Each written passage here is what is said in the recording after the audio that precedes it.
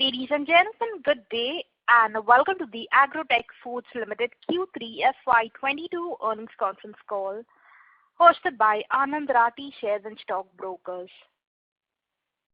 As a reminder, all participant lines will be in the listen-only mode, and there will be an opportunity for you to ask questions after the presentation concludes. Should you need assistance during the conference call, please signal the operator by pressing star then 0 on your touchtone phone. Please note that this conference is being recorded. I now hand the conference over to Mr. Sachin Gopal from Agro Foods Limited. Thank you, and over to you, sir. All right. Thank you, ma'am. Good afternoon, everybody. Thank you for taking the time out to be with us today. So we've already uploaded the presentation for this quarter on our website. So I'm hoping that you all accessed it. If you haven't, if you could just open the website, and we'll start straight off with the business at hand. So our mission and vision is to be the best performing, the most respected foods company in India, and we believe as a management team that we're well on track to achieve that. From a quarter 3 perspective, if you could just go to slide number 4 in the presentation. So we saw a steady foods growth in quarter 3 of about 10%, with the year-to-date growth of 17%. Obviously, this year has a lot of ups and downs in terms of times when there was COVID, high basis of last year. But broadly speaking, I think we are okay as far as being in line with our goals of being able to deliver a 20 to 25% growth in the foods business on an annual basis. Commodity inflation in quarter 3 was higher than we expected. Last quarter, when we told you we expected a lower inflation in the back half of the year, we still do, because there was a lot of inflation in quarter 4 of last year. Right, that is when the commodity prices started really increasing. They started around October, and then it reached to fairly high levels in quarter 4 and quarter 1 of this year. So raw material actually inflation did come down. Right, there was some softening, but we saw more increased packaging inflation, right, packaging material, and that I guess is because of the price of food and subsequent impact of that, which has some amount of a lag effect.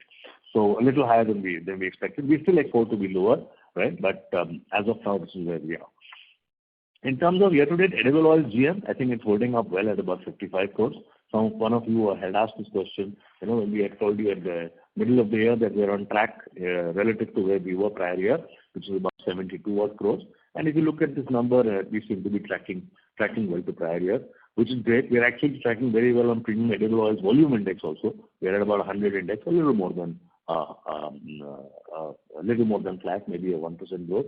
So this will be the first year actually after many years that we would be kind of able to hold up our volumes on premium edible oils versus the prior year, and as well be able to looks like we'll be able to hold the gross margin as well. And that's good, because that's one big worry that is removed from our thinking, right?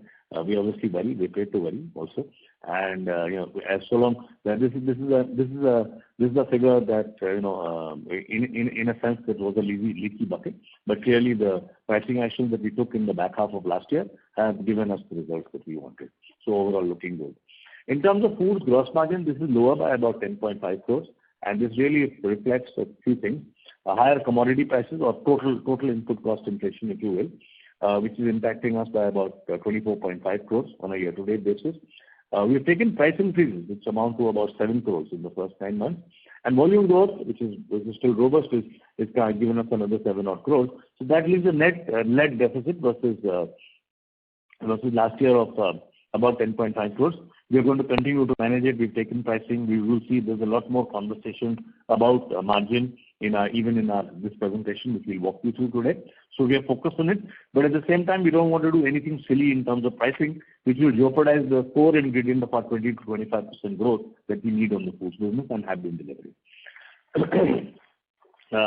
As you all know, we talked about this in late November. We exited from the Crystal brand, from selling it ourselves into a franchise model from November 1st as planned, and therefore those sales are not included. And we obviously fully expect to be able to make up these revenues, both in terms of the food growth. In fact, just in terms of the food growth itself, we should be able to make up the lost revenues. Year-to-date SG&A is pretty much flat to prior year, with the exception of higher CSR provisioning and royalty. There was a doubtful debts provision in the prior year of about 3.5 crores, so that kind of offset the travel cost and any other increases that we are seeing in this region. And as a consequence, PBT and PAT are down about 15% and 17% versus prior year. Okay, so if you could just go now to page 6, this is the ready-to-cook category. You can see here that in quarter 3, our volume was up about 5% and value was up about 8%. So this reflects really the pricing that we've executed in the non-10 rupee packs in terms of popcorn, right? All the other packs, which is instant popcorn at 30 to 33, and also microwave popcorn from about, say, 70 to 72. Right. Give me a moment. My computer has just decided to sleep. So, yeah, okay. So there's definitely some softening that we've seen in RTC popcorn growth rate. I don't think it's as much as it is reflected in this chart. We think we are probably getting about 8 to 10% growth right now because November was very soft, and as it was for us and for many other companies and categories. So, but it is less than what it was, from the peaks that we saw in quarter 1 during the second wave and also last year. Right. So we think we are still in good shape as far as closing this year is concerned in terms of a good growth rate in the mid-teens, in terms of volume and definitely in terms of value as well. Our bigger concern going forward into next year is how will next year pan out, because as schools and all start to open, children are not going to be that much at home, and what impact that has on consumption is something that we cannot forecast very accurately at this stage, which is kind of what we expected from this year. When we did our planning this year, we had assumed a mid-single digit growth from a budgeting perspective, which obviously came out to be much better because COVID continued for a longer period of time, right? So we believe the introduction of our mini meal kits is very well timed to therefore sustain this growth rate, a strong growth rate next year, right? We're already at about 8 to 10%. Let's see, how that plays out over the next quarter or so, and then we should be able to add the incremental basis points that we require for this category through the expansion of our mini meal kits. And for now, the focus is on pasta. We've introduced pasta and noodles as well. We think that'll be a relatively small and niche player, but pasta is a big winner, and we have full capability to expand this category. So I'm going to touch upon that a little later if you see on the 4th section. We had to take some pricing increase calls. So rather than taking price increases on our strategic products like instant popcorn at 10 rupees, where we want to continue to sustain the growth rate that we've had over the last couple of years, we chose therefore to take it on some of the other, the side players in the category, and we were fairly aggressive in sweet corn. We took a 40% price increase in this category from say 20 to 28. We don't think actually we've lost any consumers because of it, but it has probably reduced the rate of new consumer and new customer acquisition. So that doesn't mean it's not growing. It's still growing and will continue to grow. It's just that probably the growth rate that we could have had at 20 rupees, we'll have a lower growth rate at 28, but it will continue to be a good business for us. We are obviously working to address the GM percentage attrition. We still have to address that 10.5 crores out in popcorn. We've taken some amount of pricing, but we are not going to take more pricing right now. But we are also going to focus in terms of product, in terms of what we can do, our procurement strategy, and to be able to therefore, give us the margin improvement that we would like next year in percentage terms. And I talked about pasta. I think our rollout of differentiated pasta, which is supported by retail demos, has very, very positive acceptance. So I'll share with you some learnings that we had on pasta. We initially thought that it's a very large market, and that pasta is an extremely large market. But actually, instant pasta is not that big. Instant pasta, actually, from whatever we are understanding now, is actually smaller than our popcorn business, right? And we believe the reason for that is that the current players, the two major players in the category, have actually not been very focused on the category, but also in terms of product architecture, they've kind of applied a noodle architecture to pasta. Now, it's okay to have a noodle with a seasoning sachet, etc., but we don't think it works very well for a pasta. And each category is different, right?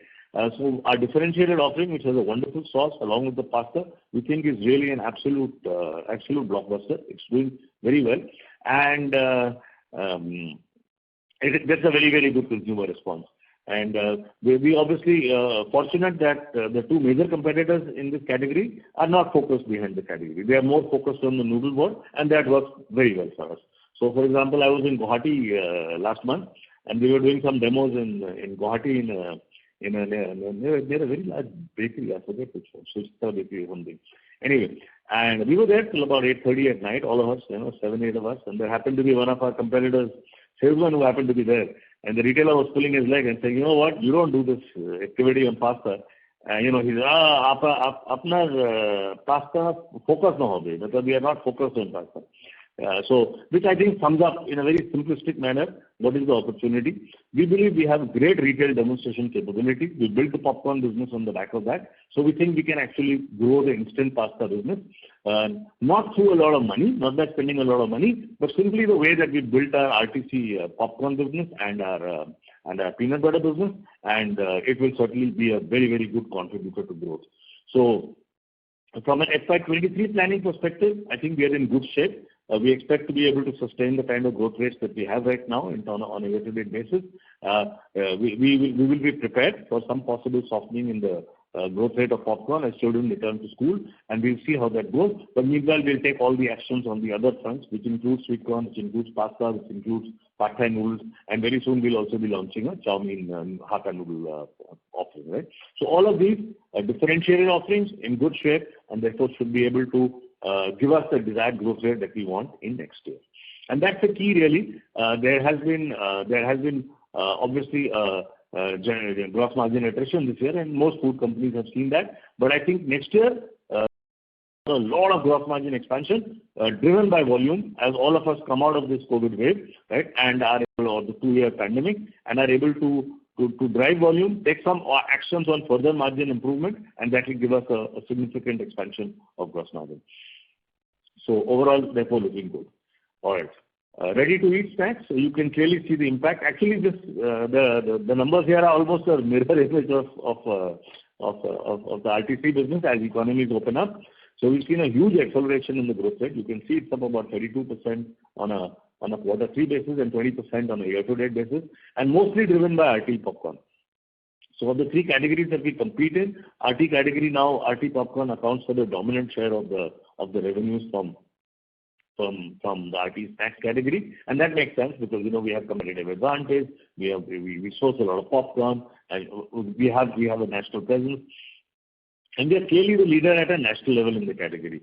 So there are a number of players. There still are people, particularly focused around Delhi. But I would say two things have happened to strengthen our position in RT popcorn. One is that the GST rate, which earlier many of our competitors were charging at 12%, they were forced to take it up to 18%, post some clarifications from the tax department.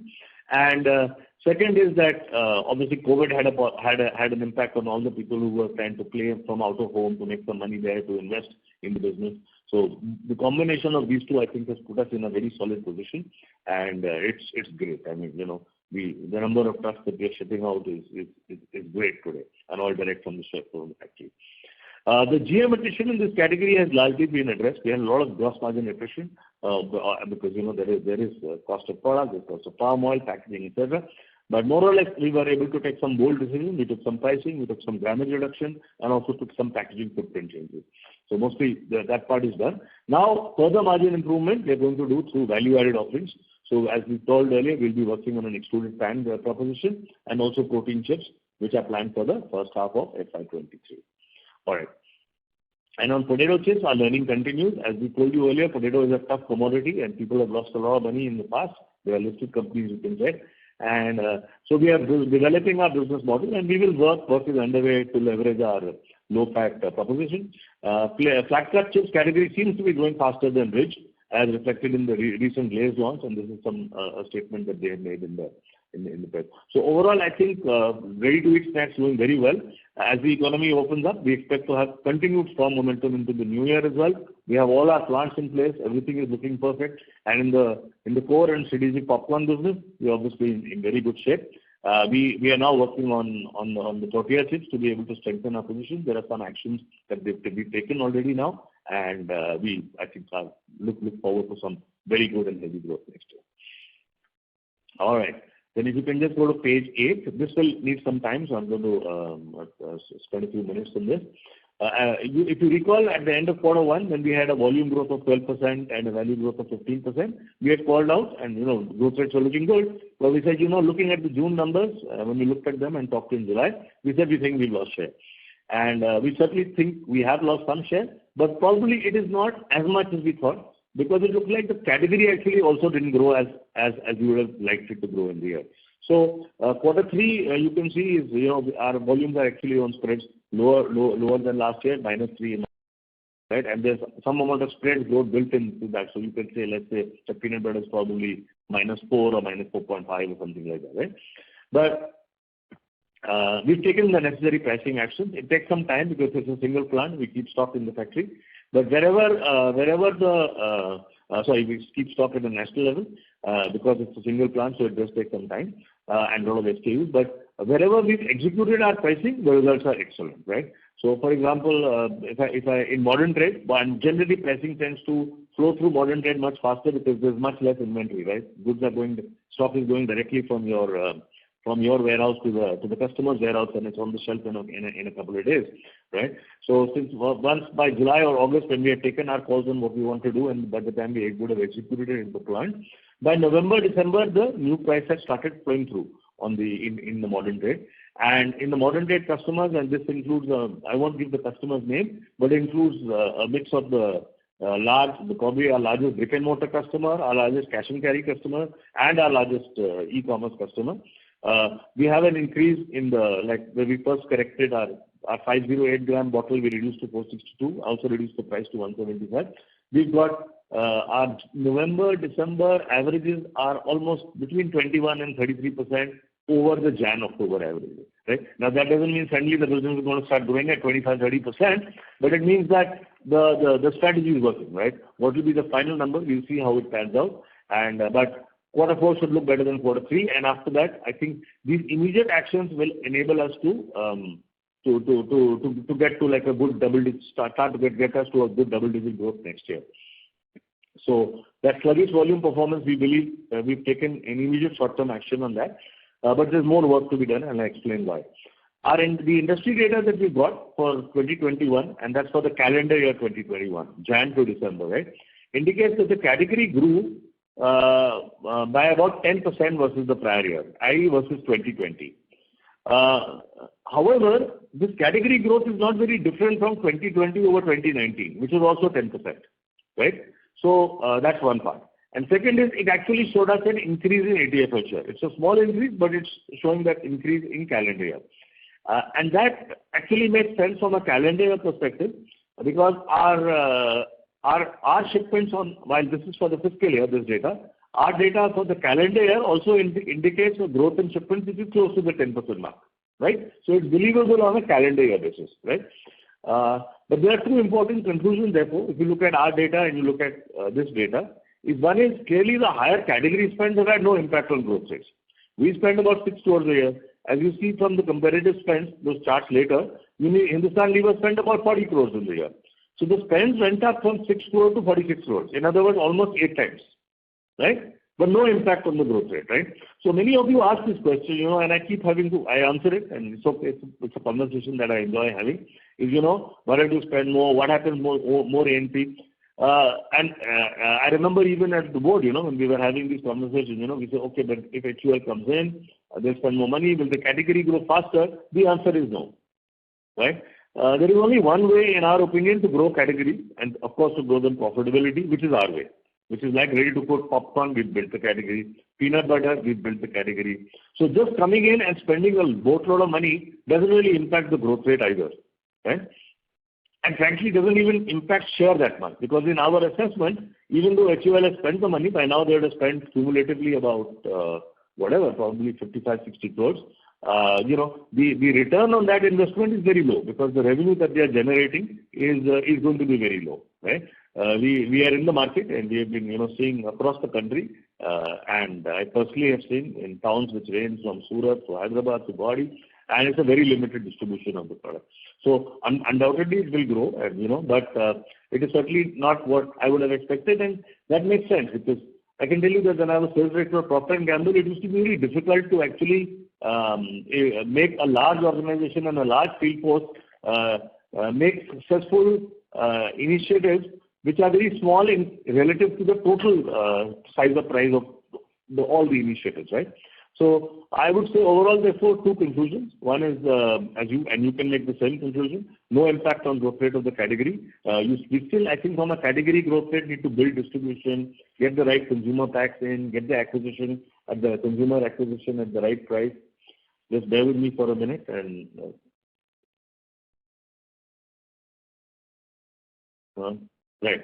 And the second is, since our calendar year shipments are not very different from this 10%, it looks like we must have lost share in the back half of 2021, which makes sense because it's about June or so that we figured that, we had some problems as far as share is concerned.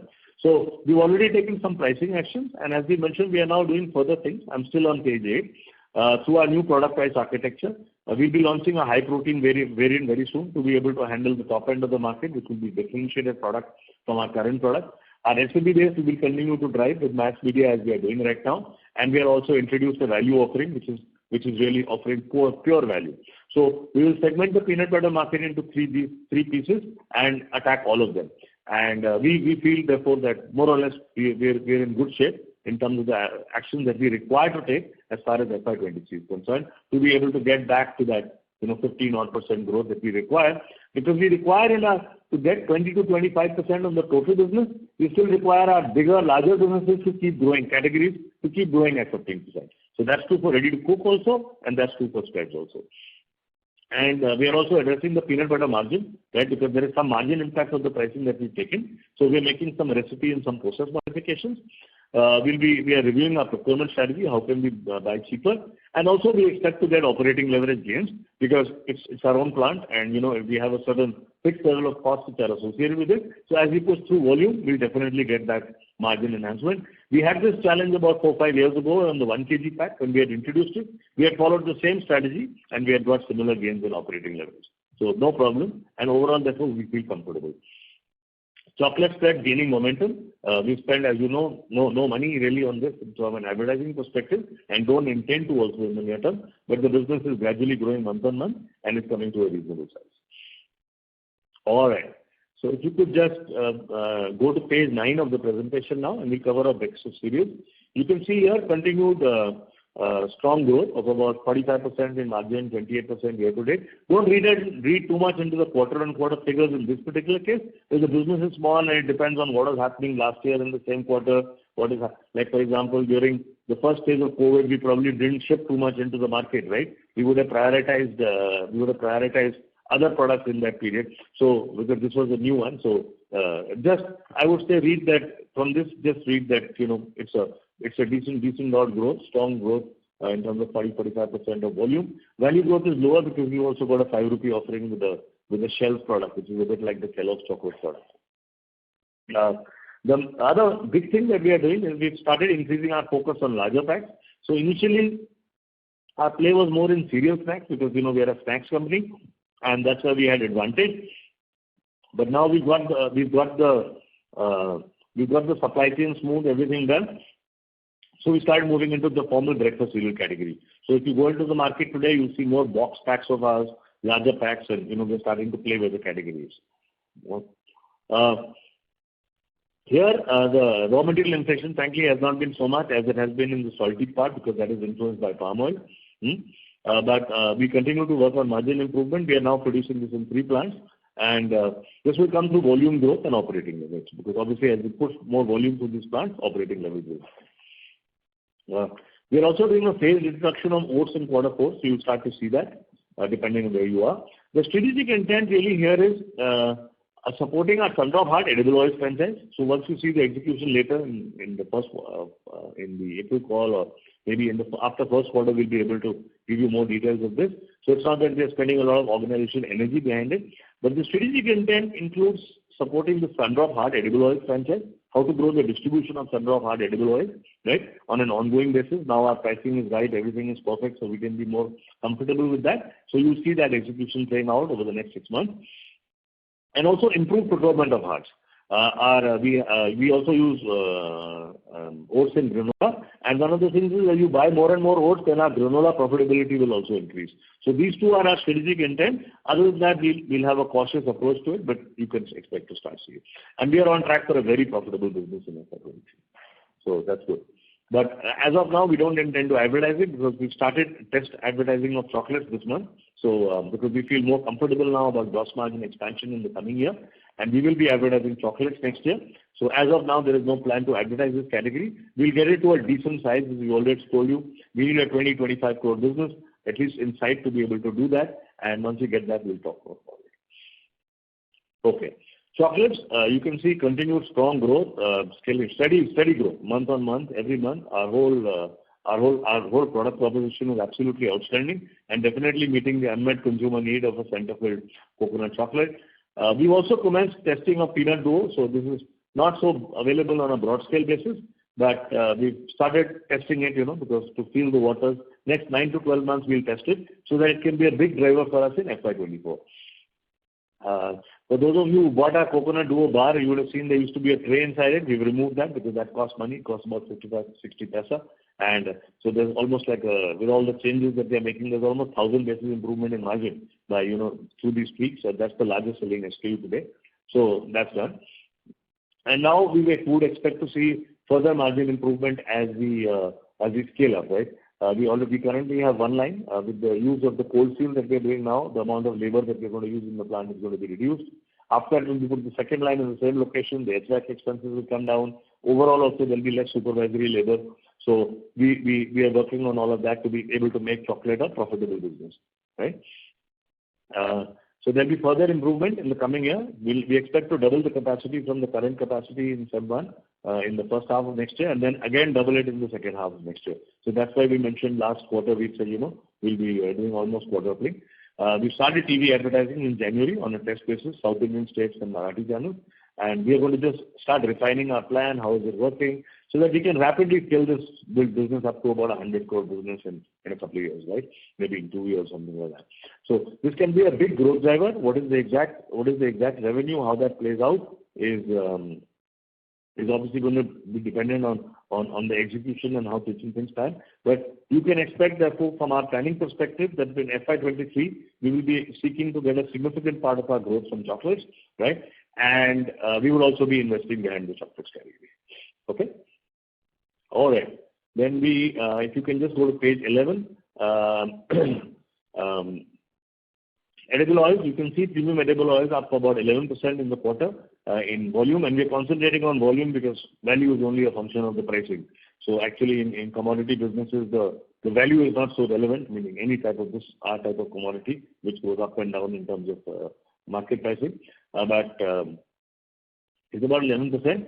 And mass oils, we have obviously exited crystal, so it's down minus 67%. Sundrop premium oils, hard and super light, delivering now a year-to-date 100+ index, reflecting impact, as I mentioned earlier, of the pricing realignment in FY21. But I think, prima facie, you could argue, have we gained share in quarter 3? It's possible we have, and we will see the numbers of what our competitors publish later when their results are issued. But I think we still want to see greater consistency across channels and quarters, right? So we'd like to before we say okay, we are growing share and we're going to get huge volumes. I would not read into that. I would just say that looking at this data, we seem to be pretty much out of the woods as far as the premium oil challenges that we had in the last 5-6 years. And we are therefore no longer in a situation where we get worried that, if premium oils doesn't respond like A, B or C, we will have to cut our advertising behind foods, which we had to do for a couple of years, for 2-3 years. I think that part the company has now that bridge the company has crossed, also because the dominant part of the gross margin now comes from the food business. Overall strong gross margin performance in oils with a year-to-date GM now, and this is total for both premium and mass, about 55 crores. Last year full year was 72. So it looks like we are on track to have a kind of similar figure. Mass oils volume reflects franchising of Crystal with effect from November and overall reduction of mass oils in line with strategy. Okay. So comparative update, basically, and if you go to page 13, you'll see that, really Bingo is the dominant brand. We did not advertise in October, November. We mentioned this to you in our November call as well, that we wouldn't be advertising those 2 months. And, this is also how so we can better manage the entire P&L. And I would say, that's okay. However, we intend to be on air in both January and February. So you can expect when we do the April review that we would have invested. So just trying to balance profitability by continuing, stay very, very razor focused on the fact that we have to get that 20 to 25% growth rate next year. In terms of spreads, which is page 14, you can see again same thing. We didn't spend Sundrop peanut butter. We didn't spend in October, November. Unilever actually did spend, but they did cut back in December. So I'm sure there must be some P&L considerations there as well. And overall, otherwise, not much to report from a category perspective. Page 15 on breakfast cereals. We of course are not here because we are not spending. But the good news for us is that Kellogg has started advertising Choco Pills, which is the center product, and that will help us also in our as we grow Sunrock Pops. It's always good to have that category at least awareness being raised. So that's good. That's good for us. Chocolates, competitive spend, which is page 16. Not much to report here. Mondelez really remains the dominant spender in this category, and everybody else is definitely, if you will, second fiddle. When we do the April spending, you will see that our name will also appear here in the month of January. Okay, edible oils, that is page 17. Obviously, we've not been spending, but clearly the share of premium edible oils is coming down.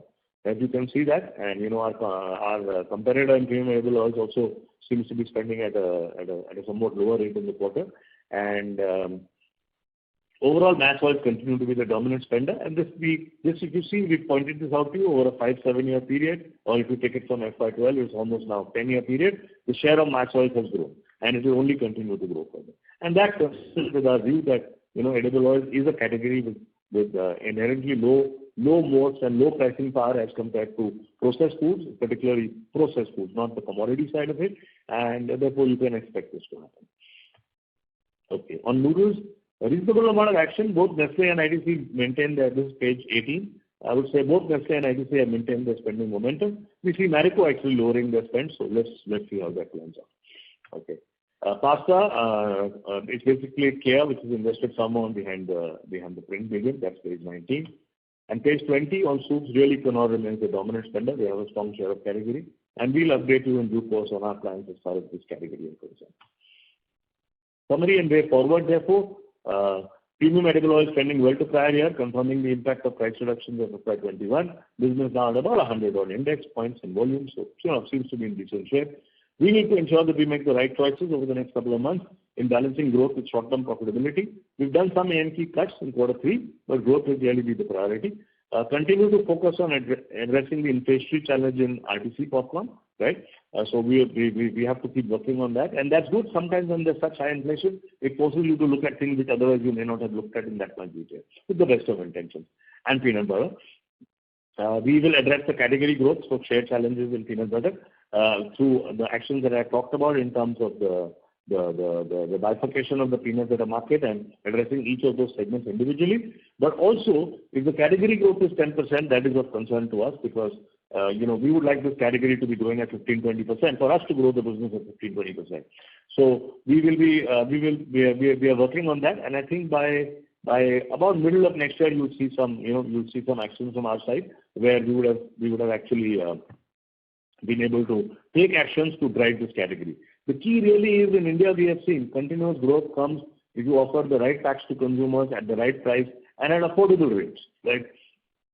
If you sell products at 500, 1,000 rupees a kilo, it's tough. Right? You may spend a lot of advertising money, but it's not going to give you any return. Right? So we need to balance it, and clearly the sweet spot in India is always at about 250 to 350 rupees a kilo, kind of in terms of pricing, but with the right smaller cash-in points. So that's what we're going to try and see. Currently, we are our lowest cost peanut butter offering is, if you exclude the sachet packs, is at about 50 rupees for 100 grams. So that's 500 rupees a kilo. So that's a little on the high side. So we're going to see what architecture we can deploy to be able to improve our offering there. And we intend to close the year in a profitable manner in FY22, whilst ensuring that all the building blocks are there for a foods growth of 20-25% in FY23, which will give us the gross margin expansion that we want. All right. So that's it, ma'am. That's it over from our side, the presentation, and we're happy to take questions now until 3 o'clock. Thank you. Ladies and gentlemen, we will now begin with the question and answer session. Anyone wishing to ask a question may please press star and 1 on your touchtone telephone. If you wish to remove yourself from the question queue, you may press star and 2. Participants are requested to use handsets while asking a question. Ladies and gentlemen, we will wait for a moment while the question queue assembles.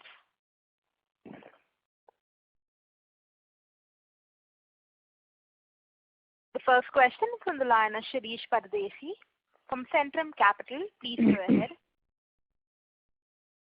Hi, good afternoon. Sachin, thanks for the opportunity. I have three questions. The first question is where you ended, you are expecting about 20-25% growth. If you can give me some more qualitative things, last 1.5, 2 years, you have built the product portfolio. You have now very solid understanding. You have a very lean manufacturing. And it's the best insight I would think the management would have had the capability. Why would you restrict the growth at 20-25%, especially when the markets are going to open up, schools are going to open up, and I think the whole lot of activities will start reflecting into the livelihood of people. The second question is on the chocolate business. Somewhere you have mentioned on slide 9 that you are trying to build business around 100 odd crore. What are the bottlenecks you think at this point of time? Is it purely a manufacturing which you are now sorting out, or is it that you need to develop the product profile also? And the last part, you have rightfully sold Crystal, but what is it that we can expect on the edible oil part in terms of not per se the volume proposition or value proposition, but how would you maintain the profitability or expand, especially when the competitive scenario is going to change drastically? Okay. Thank you, Shirish. So we'll take them one at a point. Sure. Look, if we can do more than a 20-25% growth rate, that's great, right? I mean, obviously nobody's going to say no to that. And in fact, from a capacity planning perspective, honestly, to deliver 20-25%, you need to plan 30-35% growth rate, right? Because, and the reason for that is there are always uncertainties. Right? We make assumptions about different categories. We make assumptions about the environment. We make assumptions about competitors. And if you just budget exactly to that level, you could be wrong. You may not have capacity in the items that you have. For example, if you look last year, our popcorn business grew by an 35% Now, that if you don't have the capacity at that point, there is no way that you're going to realize it. Particularly when, as you know, we deal primarily in proprietary products where we want to have some differential, right? We don't want to, we're not the believer that, you know, we will take outsourced products and just spend advertising money and it'll do the job. It doesn't do the job. In fact, peanut butter is a great example of that in the conversation that we had today, right, for our competitor. So the answer is yes. Our capacity planning will definitely be ahead of that. But I think from a financial perspective, what we've seen is 20 to 25% growth gives us exactly, I mean, it gives us a beautiful structure as far as a P&L is concerned, okay? And gets us right on track to be at that billion-dollar business that we'd like our business to be. Okay. In terms of the chocolate business, look, we are new kids on the block. Okay, we have to develop credibility. In every category, each player has to have credibility, right? And he or she must be accepted by everybody as yes, this person is a credible player. We have a lot of credibility with our customers because we built many categories, right? We built ready-to-cook popcorn, we built ready-to-eat popcorn, we built peanut butter. So we have a lot of credibility, right? But we need to capture that credibility in the chocolate business. Also, we start off very low. We start off with smaller numbers because, you know, we buy a lot of used equipment, combine it with some new equipment. So yes, at this point in time, the challenges are more on manufacturing, but you never know how much you are underselling until you reach that point. You never know that, right? So we've all been sales managers, so we understand that part. So I would say right now we are making the assumption that we need a lot of capacity, and that's a reasonable assumption because the product is a blockbuster, right? And that is why we said we are working to build the capacity. With the quadrupling of capacity, we'll have a capacity to make a 80 to 100 crore business, right, in chocolates. So we're going to put that in place next year. Then we'll see. We don't know at which stage we'll reach what bottleneck, get some pushback. We need to modify. Maybe we need, like next year we're trying to spend some money. So I would say first step is we're going to increase the capacity. And then we'll see how it goes. But certainly, as I said many times earlier, this is not even a 100 crore business. This category is going to be at least 500 to 700 crores, maybe more than that. That's our math, looking at how the coconut center filled product is there in markets across the world, like say the UK, from whatever published information we can get. And we are in a great business and great position as far as the product is concerned. I'll give you an example. Our math is that in some of the modern trade customers where we sell the product, and we've seen the data, our data and Bounty data, we are already at about 35% of Bounty's value. And because they are more than double our price, that means basically in volume we must be almost selling in those stores as much as Bounty does. And that is in those stores, right? So clearly I think we've cracked it. It's a great product and we will do whatever is required. But I won't have all the answers for you today. I can't have it logically. In terms of the Crystal, yes, Crystal is, we chose the timing and, we've chosen it such that we can therefore, comfortably recover the revenue loss from it while we continue to get the profit. And in terms of the premium oils, I think they were in a very happy space, to be honest, right? You can see the quarter numbers, you can see the year-to-date figure, right? Let's assume you discount the quarter growth of 11% and you say, it's due to some one-timers and other things. And that's fair because it's a single quarter. So, but let's say we are kind of flat versus prior year. That's great. Because you see, our competitors have had a good party for the last couple of years because, we had to price higher. We needed the margin. We needed to invest in the food business, which we've done, right? So, that party is kind of over, right, if you will. And we are now in a very happy space where, we are competitively priced. And we think if we are competitively priced and we do all the other things that we do on the rest of the business, right, which is grow distribution, grow display, we are actually going to be able to actually have a nice business. And as I talked about oats, we'll see how to use other categories to be able to support it. And we will, I think, be in a very good shape. Okay. So, that's it, Shirish. But thank you for asking the questions. Appreciate it, man. Cheers. Thank you, Sachin. Thank you. We'll move on to the next question. That is from the line of Chirag Maru from Keynote Capital. Please go ahead. Thank you for the opportunity. Sorry to interrupt, Mr. Maru. We're not able to hear you clearly. Can you speak a bit louder? Am I audible now? Much better. Please proceed. Okay. So my question is that it is commendable to see that in last 12 quarters we are able to double our food business top line on a quarterly basis. And our oil business is almost stable. So now I understand that as we are exiting the Crystal business, there would be a direct impact on our gross margin and we would see a better gross margin coming forward. But as we increased our revenue from food business from 27% to almost 42% now, we are still not able to see any improvement in gross margin. I just wanted to know a reason behind that. What is the reason why we are not able to improve our gross margin? Second, sir, as it's a request that as now our food business has become a bigger chunk of the total top line, will it be possible for you to give us separate segmental results where we can find how are we performing in food businesses and how are we doing in our oil businesses? That's all from my side. Okay. Thank you, Chirag. Right. So, the first answer is I think you start to see the gross margin now, right? So look at it like this.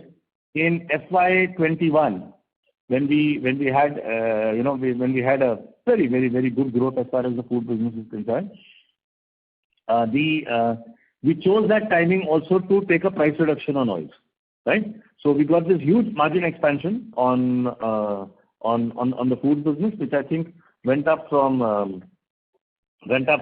whatever, I think 70 crores to about 108 crores in that year. But we also chose to take that impact on oil because we wanted to get that business in a shape where we don't worry about it. There's no sleepless nights. It's done. It's dusted, and it looks like that has paid off. Okay. This year, you can see that while we had relatively benign commodity prices last year, this year the commodity inflation has been significant. Correct? So while we are holding on to the oil margin, this year the commodity price inflation, and obviously we are also running to keep pace with it. We are making up a part of it. We haven't made up all of it, right? And for the better part of this year, we had Crystal in our records. All right. So, but now you start to see the percentage gross margin. So we were just talking to a credit company the other day, and we were reviewing the December P&L with them, and the percentage gross margin expansion is very visible there.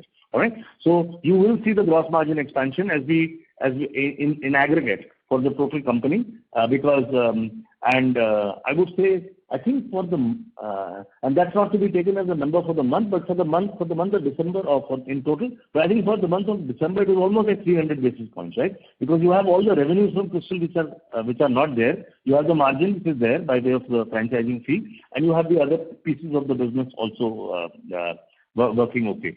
The other thing, and the third impact on gross margin in terms of percentage terms, is our premium edible oil prices, right? Premium edible oils tend to move up and down. The higher the price, it has a deflationary impact on percentage gross margin, right?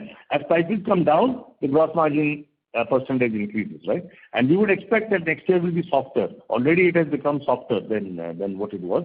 So we would that also has a positive impact as far as total percentage gross margin is concerned. Okay, so let's see let's look at the results over next quarter, and you should see a change in quarter 4 versus say quarter 3. That should be visible, right? And it will all flow through. Yes. So the theoretical assumptions that you said are correct, and they will play out. It's just that there are different factors which why it has not been visible in FY21 because of the oil decision, and in FY22 because of the inflation, commodity inflation. Right. And as far as foods is concerned, no, because you see we have a consolidated definition in fact in our because foods is the operating segment of the company, and as you know, we have to disclose also to the street exactly how we see it, and we also see it like this. Whatever we tell you is the way we see it, the way management sees it, right? So we actually don't do a separate P&L for the food business, right? And if you recall, I think sometime last year I'd shown you what I said was a structural P&L of how it would look, right? Just to give an idea. But obviously it's a very nice margin, and it's a nice business, and it's headed towards the kind of business that we want it to be with a strong EBITDA margin. Okay. All right. Thank you, Chirag. Thank you for asking questions. Appreciate it. Take care. Have a good day, man. Cheers. Thank you. The next question is from the line of Shivank Agarwal from Perfect Research. Please go ahead. Good afternoon, sir. I have few questions. I will list all of them at once. Question 1. We don't know that you buy Nielsen data and only share annual numbers, but could you please share some qualitative insights for the distribution reach in the number of stores for the branded food business? Question 2. What headwinds are we facing in the spread and dip category? When can we expect at least 10% volume growth in the same given the intense competition in this space, especially peanut butter and chocolate spread, given we are dominant brand in the same and even our price is very competitive? Okay, I captured 2 questions there. One was on the, if you will, on the distribution, and second was on the spread. Was there a third question also? No, sir. Okay, good. Okay. Just give me a moment. Shinu, I think my pen seems to have run out of ink, so if you can just ask Pradeep to give a pen here. Huh? Okay, thanks. All right. Okay. So on distribution, let's see what all. I think we owe it to you to be able to give you some perspective on distribution. All right. So let me just give that those numbers to you. Broadly speaking, we have a coverage today of about close to 450,000 stores. Okay, in terms of total retail coverage, right? So these are the if you will the retailers that we cover directly. It does not include the retailers who are what's it called? Who are serviced through wholesale. Okay. And of this, our estimate is, and as per our internal reporting, our Active Instant Popcorn would be distributed in about 270,000 stores.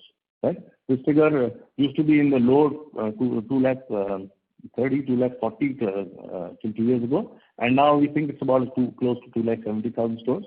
Ready-to-eat popcorn is the next largest direct distribution. That is about 120,000 stores as per our internal reporting. Our total distribution of ready-to-eat popcorn, I think, will be much more. We don't buy Nielsen, but a lot of it goes through wholesale. So our indirect coverage, I think, will be very high on this one, right? And peanut butter will be probably about 90,000 stores. Okay, so these would be the key distribution figures for for our mainline products. In terms of the spread business, no, it should be much more than 10%. We are not happy with each of our categories has to grow at 15% plus our base categories, and then the new ones like chocolate, breakfast cereals will grow much faster than that to be able to give us that, the blended growth that we need of about 20 to 25%. So our expectation is that by next year we will be working on the kind of growth that we've had in the past, right? We'll be working to see how we can, get up to that 15% growth. No. And I think we'll get there, but it's just that how much time we have to do this pricing work, then we have to do the architectural work, and then we have to do the consumer acquisition work. So these three pieces of work we are underway, and I think we will get there. Obviously, the main competitive advantage that we have is we have our own plant, right? Which nobody else has. Right? None of the other players have it. We all rely on third parties, right? All of them. So we are therefore we feel that we can leverage that well. Yeah. Okay. Thank you. Thank you. We'll move on to the next question. That is on the line of Aspi Basania from AB and Company. Please go ahead. So thanks for giving me an opportunity. So earlier on peanut butter 924 gram container, it used to be mentioned MRP 485. 485 used to be cancelled and 285 was mentioned. Whereas now MRP has been reduced to 300 and on JioMart it is available for 270. So that now it is available on JioMart at below our 2-year-old MRP.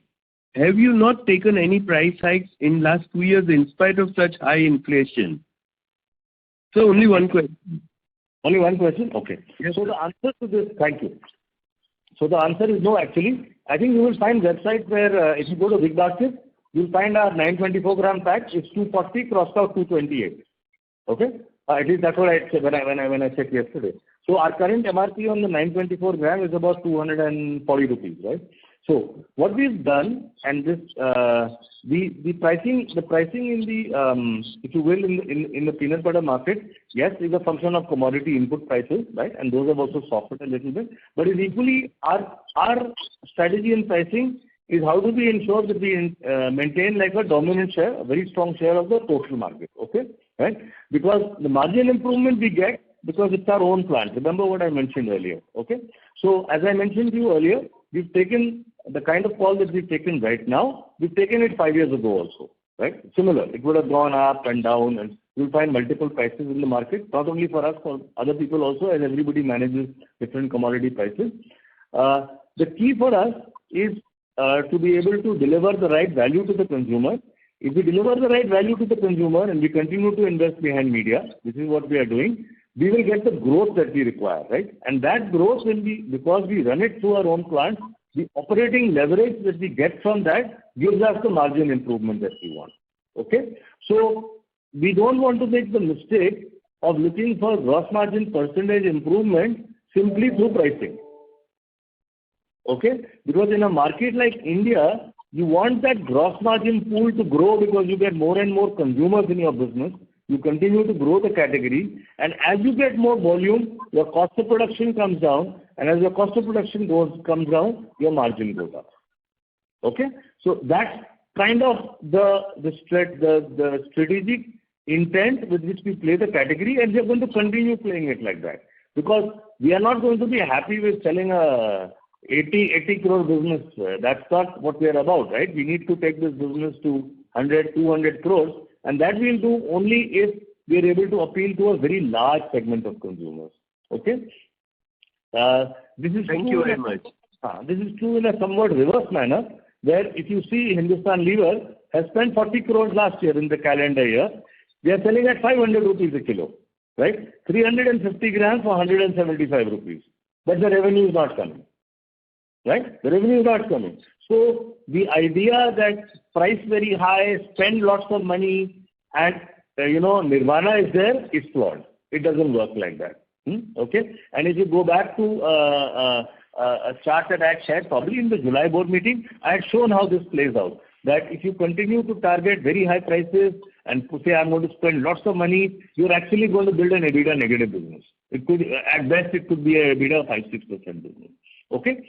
So yeah, I hope that was not too complex answer for the question, but I hope. Thank you very much. Thank you. That's it. Thank you. The next question is from the line of Bimal Sampath, an individual investor. Please go ahead. Okay. Yeah, good afternoon. That is the last one. Yeah, hi, Bimal. How are you? Yeah, boss. Now I had 3 questions, but 2 of them have been answered.